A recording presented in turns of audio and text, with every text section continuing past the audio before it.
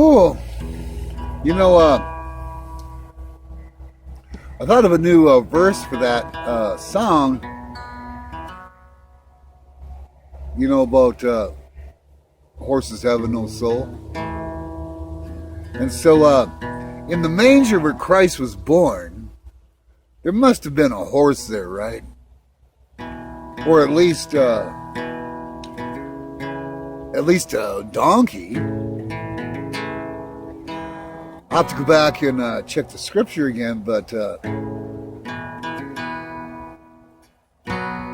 no, it doesn't say there was a donkey there. But I mean, if you got a manger, you're going to have a donkey in the manger, right? So, you know, with those big nostrils that a horse has or a donkey,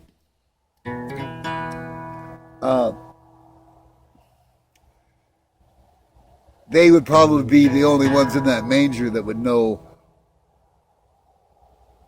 what the fragrance of salvation is like.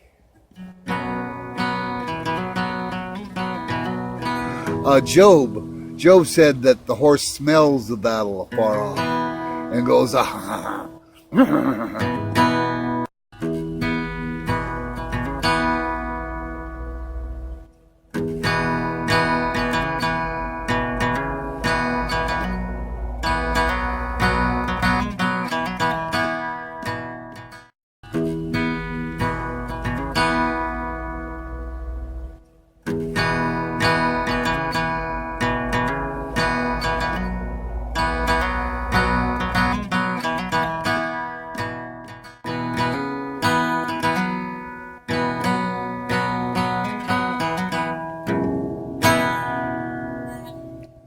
Oh, it's too early in the morning.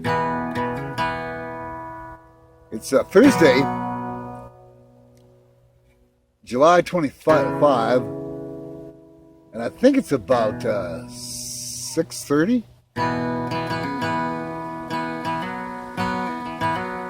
After I have an attack, for a few hours, the creative juices just flow like a raging river, and so I got to get this down because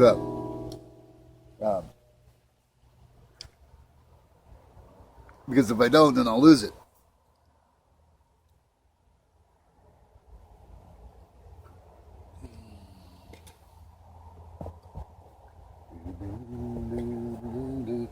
Anyways, yeah. So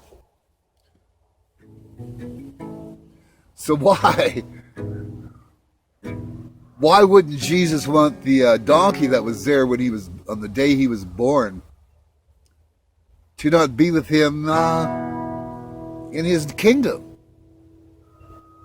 Why would he not want that? Anybody that has studied immunology or biology at all knows that we're basically little machines, right? There's no need for any ethereal, invisible thing that floats out our rear end when we crap out and then goes and sits on an invisible cloud and plays an inaudible harp. There's no need for that. It's just the machinery has to be put back together. And so it would have to be by somebody that knew where every part goes, right? And so when that donkey finally that was there and inhaled the aroma of salvation when Jesus was born, or when he was bathed in the frankincense and the myrrh,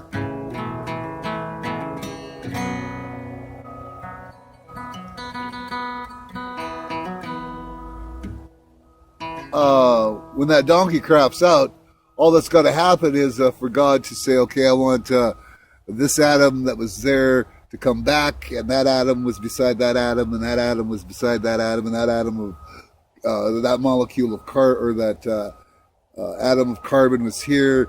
It was attached to 3 hydrogens and 1 oxygen. That's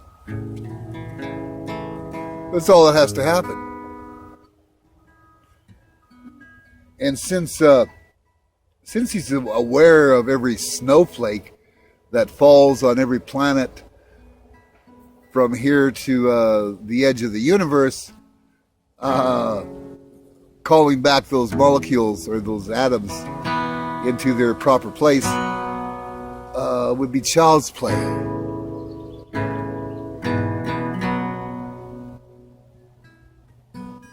And I mean, you know, right, that he's built voice recognition into the subatomic structure of matter itself, right? And if you watch, what is it, video 72B, I think, where I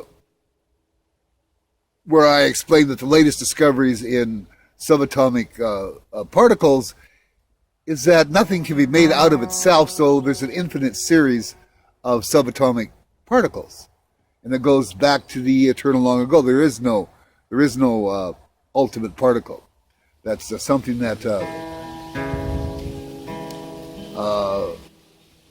the human mind gravitates toward until it studies under the masters like Euclid and Isaac Newton, and you get rid of that idea because that's when the infinite series gets introduced.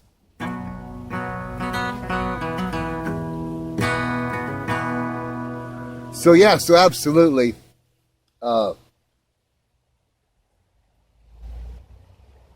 Absolutely, the little donkey or the horse that was there on the day that Jesus was born is going to be there in his kingdom. Absolutely. And so, and I need to change the words because I wrote yesterday that, or I wrote in the long ago. I'm just tried to remember the words yesterday. That when it says when he comes back, he'll be riding a what? That's right. He'll be riding a horse. No, I got to change that. He'll be riding his horse.